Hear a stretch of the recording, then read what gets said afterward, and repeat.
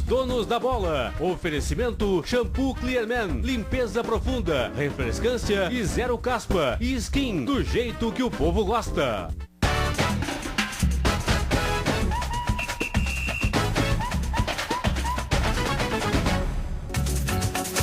Que quarta-feira, hein, meus amigos? Muito debate sobre o Grêmio classificado na Copa do Brasil e hoje é a vez do Internacional em campo pela semifinal da Libertadores. Já quero começar por aí. Já quero começar com a bancada aqui, Ribeiro Neto, Fabiano Baldassi e Daniel Oliveira. Jogo muito tenso, tá todo mundo preocupado. Vocês estão nervosos ou... Cara, sabe o que mais me angustia nesse jogo? É que é impossível tu estabelecer um prognóstico. Impossível. São dois times de capacidade parecida, muito equilíbrio, de qualidade parecida. Aí tu pensa assim, quais são as vantagens? O Inter tem a vantagem do resultado, mas o Tigres tem a vantagem de estar dentro do seu domínio. É impossível estabelecer. Eu estou absolutamente tranquilo, Danielzinho. Estou bem tranquilo. Eu acho que vai ser 2-1 pro Tigres e aí tudo a gente decide nos pênaltis.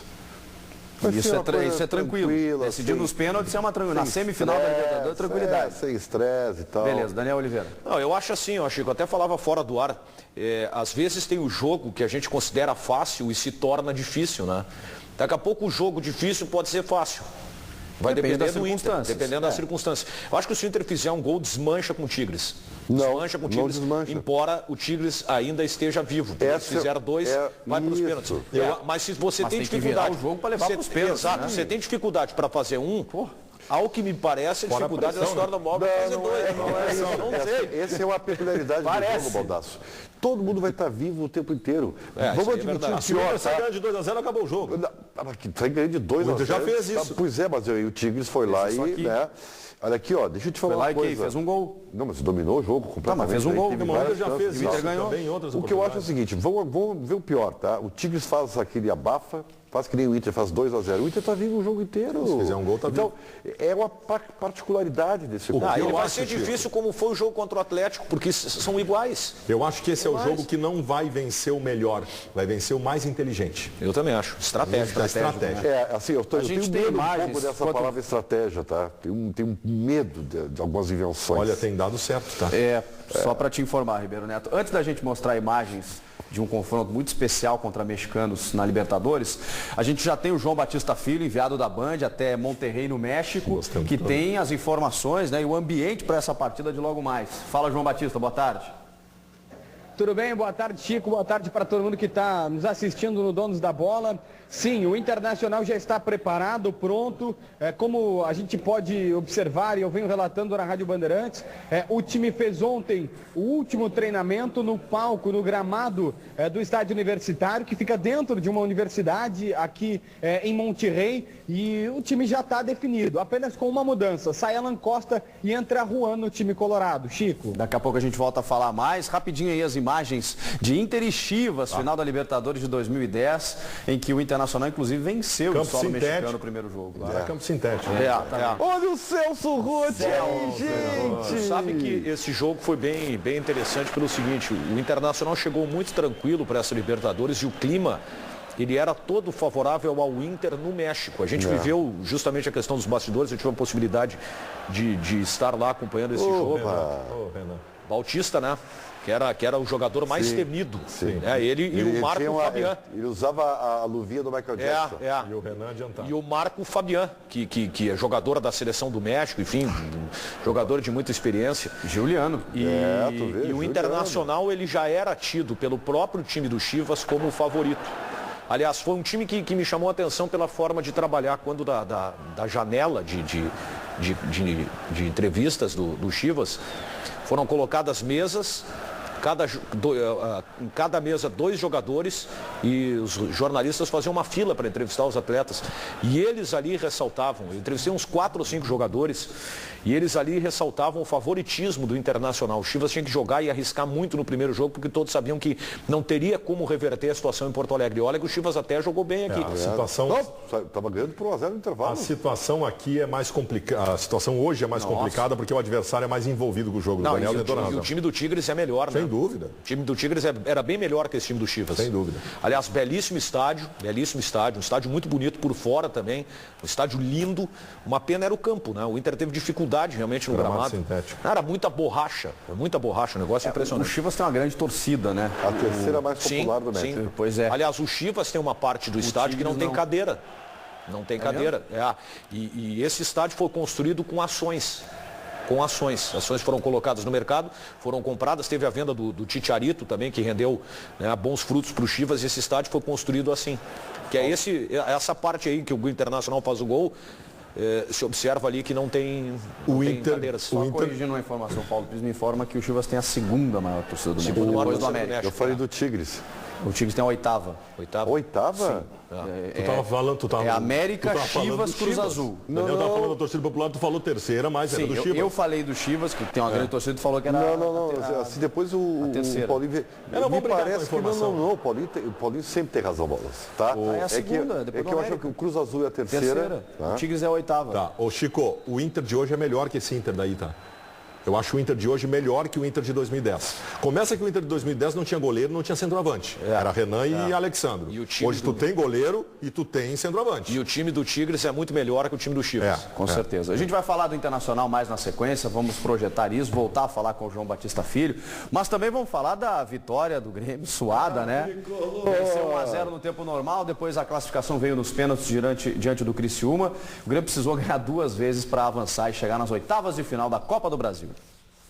Criciúma e Grêmio fizeram um grande jogo. Nas arquibancadas, um bom público e entre eles alguns fantasmas que já haviam assombrado o Grêmio na primeira partida na Arena. Dentro de campo, marcação forte, mas com boas chances de gol.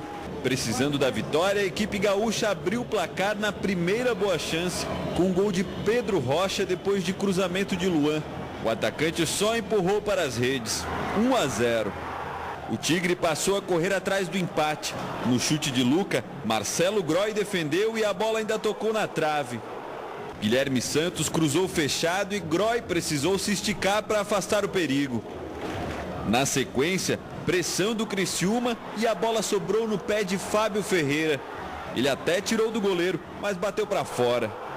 A chance mais clara do primeiro tempo foi com Rodrigo Andrade, que na cara do gol encheu o pé e isolou. Pedro Rocha ainda mandou essa bola de longe, mas Luiz estava atento. Já no segundo tempo, Luan poderia ter matado o jogo, mas Luiz saiu bem do gol e evitou o segundo do Grêmio. O Criciúma continuava criando. Paulo Sérgio bateu e Groy defendeu. Na sobra, Rodrigo Andrade rolou para Luca, que bateu com perigo. O jogo ficou nervoso, já que o resultado levava para os pênaltis. Guilherme Santos parou o contra-ataque com falta. Levou o segundo amarelo e foi expulso. O Criciúma, com 1 a menos, abriu espaço para o Grêmio, mas nada de gol.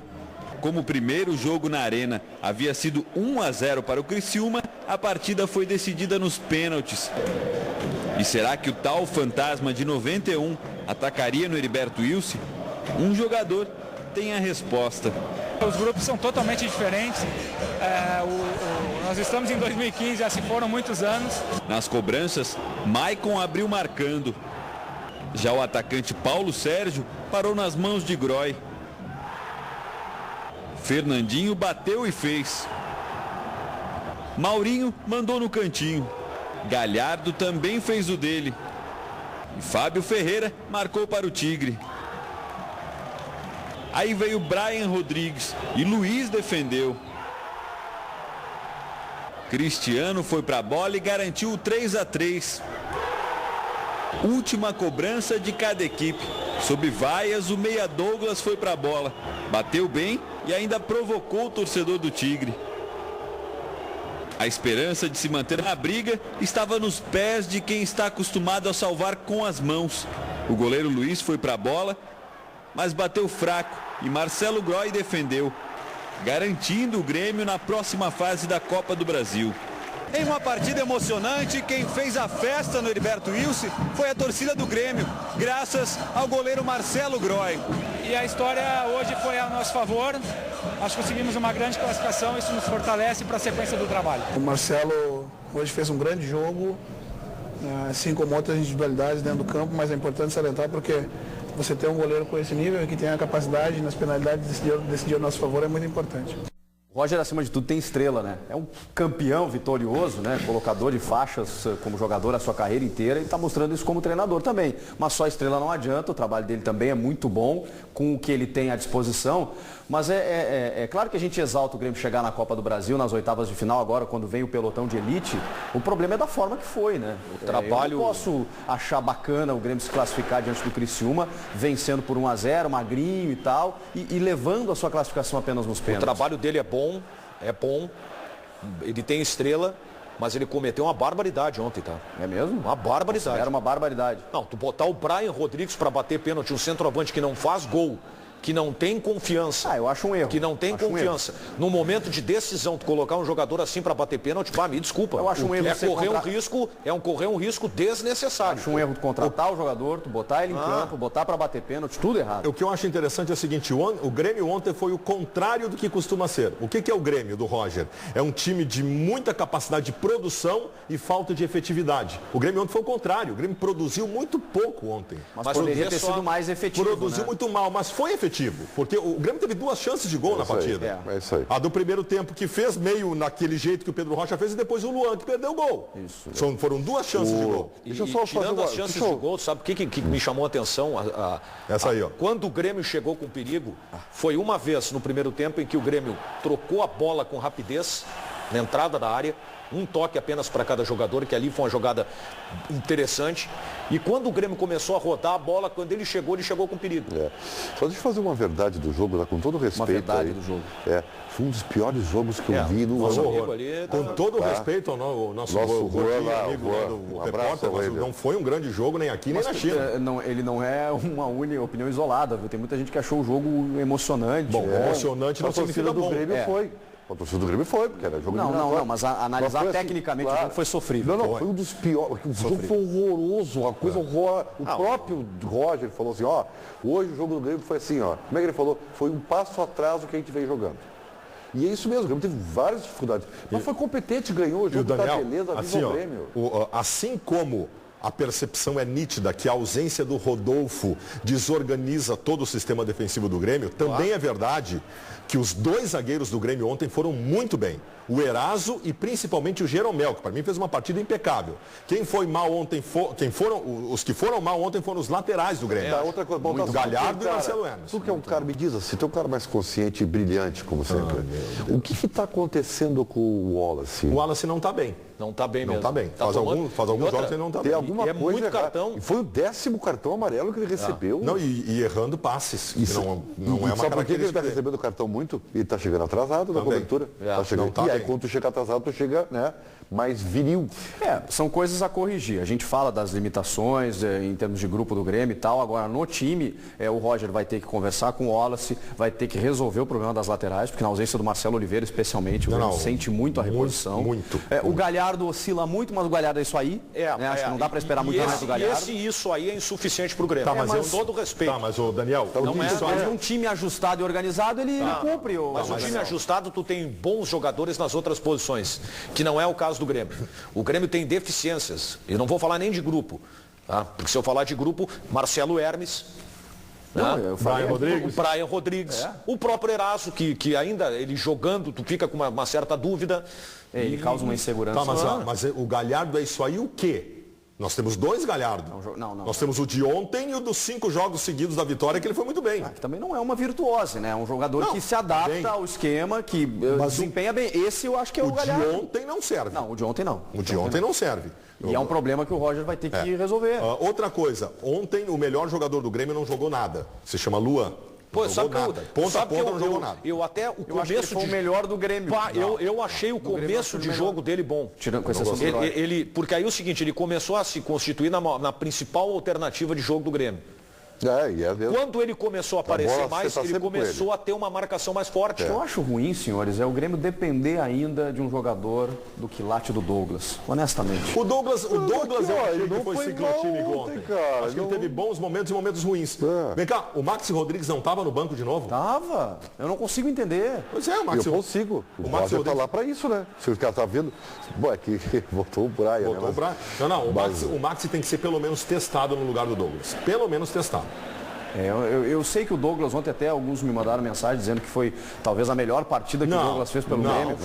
Foi, gente, é muito pouco. Não, né? O Douglas ontem teve momentos bons e ruins na partida. Foi ciclotímico. Eu acho que o Douglas tem uma qualidade técnica brilhante, né? Ele deu uma assistência uma hora pro Pedro Rocha, que desperdiçou. O pênalti que ele bateu. O pênalti cobrado pelo Douglas mostra que é um cara que sabe bater na bola. Ele sabe, mas falta todo o resto. Não, né? mas é aquela história, o jogador de futebol não adianta mais só a qualidade técnica. Perfeito. Existem outros atributos importantes e o Douglas não tem esses outros atributos. E é essa limitação que talvez o Ribeiro discuta muito contigo, Baldasso, quando ele fala, talvez ele não saiba se expressar. Talvez não saiba. Não quero te ajudar aqui. Mas para essa tem uma alternativa, Chico, que é o Maxi. Para essa tem alternativa. Essa tem. As outras não tem. O Grêmio não tem no ataque. O que é, Daniel? Tu não gosta do exuberante Maxi Rodrigues? Estão de brincadeira comigo. Qual é o teu problema com o Maxi Rodrigues, cara? O Maxi Rodrigues, Tá, e o do Douglas, tá satisfeito? Para aí, o parâmetro não pode ser esse. Mas o parâmetro é o Douglas. Se o parâmetro for esse, traz de volta o Alan Ruiz. Não, aí é mais jogador que o Alan Ruiz. Aí é a cereja do bolo. O Alan Ruiz é outra coisa. O Alan Ruiz, eu vou fazer uma rifa para ajudar a pagar o retorno do Alan Ruiz, que eu não aguento mais ele mendigando para voltar para o Grêmio. Tu sabe por que o Maxi Rodrigues é alternativa? Porque não está jogando. Mas ele é da função. Porque ele não está jogando. Mas o Daniel, em ferramenta ele tem. O Fernandinho continua o mesmo Fernandinho. Vamos ser bem claros. Mas para esse Grêmio ele agrega. Agrega, entrando dos 20 até o final do jogo. Não sei se para ser titular. No segundo tempo. Pois é, Daniel, esse é que é o ponto. Ele não deu certo. Mas aí é físico, né, Daniel? Mas ele chegou agora, né? Mas antes não era físico, ele não conseguia jogar. Então é o seguinte, eu também acho que é bom jogador, mas não encaixou no Grêmio. O Brian Rodrigues, amanhã ou depois, sai do Grêmio, vai fazer gol em outro clube, se bem que é meio difícil. O Brian Rodrigues, às vezes o jogador não encaixa. Vou dizer uma coisa para vocês. O Brian Rodrigues não é ruim como ele está parecendo. Porque se ele fosse, ele não teria virado jogador de futebol. Claro. Se ele jogasse como ele está jogando agora, ele não teria jogado em lugar nenhum na vida dele. Mas ele também não tem muita história. Não, eu também acho que ele não é um grande jogador. Pelo Achipato, mas tu junta a questão psicológica, ele deve estar com a confiança abalada, o jogador que se assusta quando a bola chega. Ele não é tão ruim como está parecendo. Aí o seguinte, aí vai bater um pênalti. Não podia ter botado. Vai bater um pênalti. Risco, né? Totalmente desnecessário. Totalmente desnecessário. Tu não pode botar um jogador sem confiança. E o Brian Rodrigues, ele não tem confiança. Tu olha a forma com que ele perde os gols, tu vê. Se bem que foi impedimento naquele lance. Ele recebe a bola quase dentro da pequena área e joga pro alto. Ali é o seguinte, Daniel, se é impedimento ou não, azar. Ele tem que botar para dentro. Claro, faz o gol e depois o juiz O Grêmio tem uma perspectiva interessante na sequência da Copa do Brasil, porque ele ficou fora do pote dos principais times, né? Porque ele é o quarto no ranking da CBF. Isso, então aí o Grêmio se livra das oitavas de todos esses clubes que pode pegar o Palmeiras ainda. Palmeiras, Santos, Vasco, Figueirense e Ituano. Ituano é um esporte. Tem os jogos de hoje ainda. Então, assim, tá bom, vamos lá. O Grêmio, Copa do Brasil é uma competição vamos o pelotão. Ao que interessa. O Grêmio, todos nós sabemos que o Grêmio precisa se reforçar. Fechou a janela internacional, correto? De fora já não vem mais ninguém. E que eu acho que não seria o mercado do Grêmio igualmente. De fora já não vem mais ninguém. Vamos ver se aqui dentro o Grêmio consegue buscar alguma coisa para colocar como disposição no grupo. Né? Talvez a Série B, né? Talvez. A questão é o seguinte, manja o jogo, aquele o resta um, vai tocando as pecinhas, né? E vai tirando aqui para... Não conheço esse jogo, reação. Bom, esse jogo acho que ele é de 1800 e que Guaraná, eu sou jovem, né, cara? É verdade. Por isso que tu não conhece. Então é o seguinte, tu perde um, tu tem que encaixar outro. Então o Grêmio já tem um prejuízo que ele perdeu o Rodolfo. Tá? O Eraso é o titular. Quem é o reserva? Gabriel Silva. O Grêmio perde o Marcelo Oliveira. Quem é o reserva? Cadê o Júnior? E aí não adianta dizer o seguinte, o Marcelo Hermes é um bom reserva. Eu não posso considerar um bom reserva, porque vai chegar um momento que ele vai jogar e ele vai comprometer. Como está acontecendo. Ele vai comprometer. A lateral direita é outro problema que o Grêmio tem. É tão pior assim? Não, o Júnior é a marcação. O Júnior tem problemas extracampo. Também. O Júnior se deslumbrou com o começo da fama e fez um monte de bobagem e o Grêmio afastou ele. E eu tenho que respeitar a decisão do Grêmio. Perdeu a grande oportunidade. Nossa, seria titular agora. Tu sabe que quando eu vi esse jogador foi contra o Aimoré, né? O Grêmio jogou contra o Aimoré lá em São Leopoldo, ele apareceu. Eu achei interessante, jogador de velocidade. Ele me pareceu mais ala do que lateral. E aí depois me disseram que ele tinha um problema de marcação, que estava treinando. O Marcelo Hermes não consegue fazer nenhuma coisa nem outra, né? Então, perdido, né? Nesse momento, a gente não está sendo definitivo, né? Mas ele não tem mostrado isso agora. Não. O Marcelo Hermes, o Chico, entendam o caso. Jogo. Não, eu queria mostrar para o Ribeiro Neto o Resta 1. Ribeiro, como é que tu não conhece o Resta 1? Todo mundo já teve. Tá bem, então. Talvez tu não estivesse sóbrio quando jogou, mas até vou dizer, cara. Agora vendo assim, eu me lembrei dele. Só que eu não fazia isso. Eu se fosse jovem hoje, não jogaria videogame como todos os jovens fazem, porque eu não tenho paciência para isso. Eu jamais te passei para ficar parado, ficando jogando. Porque tu estava analisando jogos de futebol, né? Eu estava jogando bola, cara. Esse jogo só jogava bola. Esse jogo ele é muito Mas chato. agora eu me lembrei dele, é um jogo chatíssimo. Ele é muito chato porque ele exige o raciocínio, né? Exato. Obrigado. Bom, não tem problema. Pô, deixou que canta, Ribeiro, né? Deixa eu entender qual é o limbo que tu viveu. Tu não conhece o Resta 1, nem o Instagram, nem o WhatsApp. Onde é que tu anda, cara? Tu deve ter entrado num elo perdido, assim, para outra dimensão. Qual é o teu mundo paralelo? Não, é que tá. Tu me dá um minuto para falar. Eu sou o cara que vivo a vida real. A vida virtual não me serve. Eu queria só te dizer que a vida virtual hoje... Sim, as pessoas fazem tudo virtualmente. A vida real é virtual hoje. Só queria te avisar isso. Pois é, eu não sou. Diante dessa tese. Então eu acho o seguinte, voltando ao Grêmio. Essa é que é a questão que é preocupante. Não dá para aceitar, o fulano de tal é bom reserva. Vai chegar uma hora que ele vai jogar. O Eraso poderia ser um bom reserva. Agora eu já começo a questionar o Eraso titular. Ontem eu gostei do Eraso porque ele foi simples. Ele jogou diante da limitação técnica dele. Caiu, ele espanou. Ele é espanador. Exatamente. Ele espanou. Agora, convenhamos, tu tem uma zaga com 2 jogadores técnicos, que não é comum no futebol brasileiro hoje. Perder uma referência como é o Rodolfo... Tu percebe, não só pela individualidade, tu percebe que a ausência do Rodolfo desarruma como um todo, em organização. Os jogadores parecem cada um fazendo a sua. Eu só gostaria de pedir, especialmente ao meu amigo, brilhante jornalista, que eu respeito muito e que tem uma capacidade de raciocínio imensa, chamado Daniel Oliveira. Entendeu? É que assim, o Grêmio... bem a do Resta 1, hein? Não, vai acertar. O Grêmio, Daniel, o Grêmio não tem dinheiro, Daniel. Tá? De novo. Para de pedir coisas que o Grêmio não vai te dar. O Grêmio... Vamos ver o que tem o Grêmio ali, ó. O Grêmio tá vendo o Leandrão, gente. Não, mas boa contratação. Não, eu não acho. O Leandrão é um jogador barato, tá? O Paulinho, lateral esquerdo, para ser reserva, não é um jogador caro. O que está na Luva é uma boa alternativa. Daqui a pouco o Novo Hamburgo inteiro vem pro Grêmio, não tem problema nenhum. É uma boa alternativa. Já tá lá. Olha, eu queria te avisar que um amigo disse isso quando vieram 3 jogadores do Juventude, que o Juventude estava vindo no Grêmio. Um está no Galatasaray e o outro... Está machucado. O Bressa está no Flamengo e na seleção. Está machucado. Então todos renderam bom jogo. O Alex Telles está para jogar num grande europeu aí, tá? Tá, sim. Isso era notícia até da... Sim, o Grêmio vai ganhar uma grana. Eu li a notícia e me esqueci. Eu li a notícia e me esqueci do clube. Mas eu não sei se é um futebol. Paris Saint-Germain, me lembrei. Paris Saint-Germain. O Alex Telles está cotado para jogar no Paris Saint-Germain. Que hoje é um dos clubes mais ricos do mundo. Está entre os 6, 7 maiores clubes do mundo. Quando cedeu esses atletas ao Grêmio, quando o Grêmio contratou, o Juventude estava na Série D. Essa é uma tese do Ribeiro. Atenção, Rui Costa, vai para a Série D lá e pesquisa. Essa vai tese, trazer jogadores fantásticos. Essa tese do Ribeiro de acontecer. Não está proibido de acontecer. Não é isso. Tu está tirando o mérito do Rui Costa. Beleza. Critica quando erra e quando acerta é milagre. Não, ele acertou com os jogadores. Essa é uma tese do Ribeiro que ela não se limitou apenas a ir para o ralo. Ela foi para o ralo, saiu, voltou de novo. Ela foi indo para o ralo uma vez atrás da outra. Mas eu vou dar o braço a torcer ao Ribeiro, tá? Sem ironia, sem nenhum tipo de provocação.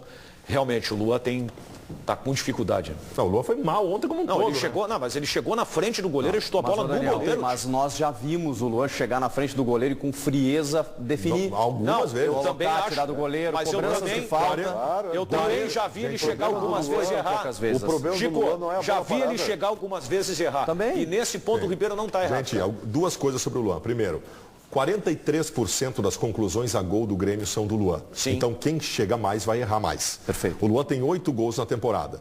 O Luan, ele é alijado, e eu não sei por que está acontecendo isso, das cobranças de bola parada do Grêmio. Verdade. Ontem o Douglas, no carteiraço, pegava a bola dele para chutar na lua. Sendo que todos nós sabemos que o Luan cobra a falta melhor que o Douglas. Então essas coisas todas precisam ser analisadas. Mas... se a metade dos chutes a gol do Grêmio é do Luan, claro que o Luan vai errar mais. Deixa eu só dizer uma coisa para vocês. Eu te dei um dado, tá? Tá bom. Informação. Eu posso me provocar com essa coisa. O Baldasso, tu que também é um jornalista perspicaz, entendeu? Que é um jornalista que tem uma verve fantástica, assim, que sabe se expressar como ninguém. Tá, Ribeiro, olha aqui, ó, o Luan, eu vou dizer uma coisa para vocês. O Luan, já hoje, disse que vai dizer, ele é o principal jogador do Grêmio.